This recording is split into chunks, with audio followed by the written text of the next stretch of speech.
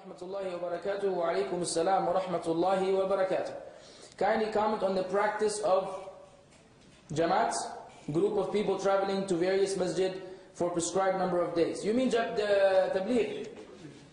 Jamat tabligh. Jamat tabligh, may Allah reward them with goodness. They make a lot of effort for da'wah, an effort which many Muslims may not make, and that is appreciated. However, the justice requires that we say the truth.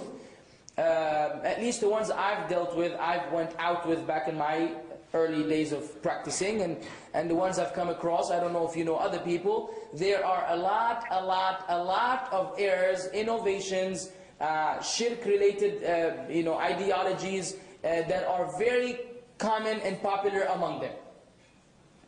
Okay? So one has to be careful. That's the first problem. The usual aqidah of the tablighi is not of Ahlul Sunnah wal Jama'ah. Usually it is Ash'ari Maturidi. And I've had personal confrontations, if we may call it, with them.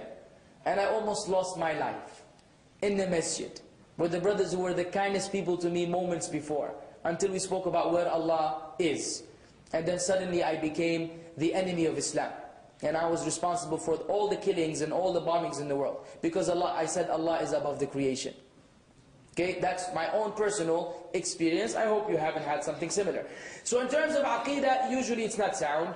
Usually they are hardcore Hanafi, and they will not entertain any other position. Knowledge is not very important. They have their own 6 principles. And sound knowledge is not a condition in a sense. It's the knowledge of the kibar, or the elderly, the elders. The elders said, and the elders may read the Tablighi Nisab or Fada'il A'mal and Fada'il Sadaqat, which are full of fabricated narrations, and they teach the fabricated narrations to the people memorize them, they give bayan with other fabricated narrations, and it's an ongoing disaster. And we know that in Islam you must have knowledge before you give da'wah.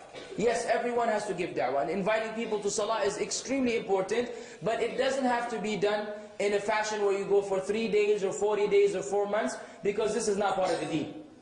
You give da'wah all the time, 24 hours, 7 days a week, 350 some days a year, according to the Hijri year, not the Gregorian.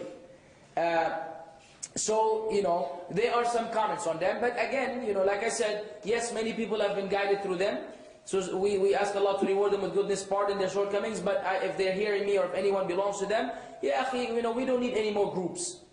We don't need Jama'at, Tabligh and Ikhwan, and we don't need names, and we don't need titles, and we don't need division of the Ummah. We all need to adhere to the Quran and the Sunnah according to the understanding of the righteous predecessors. Khalas.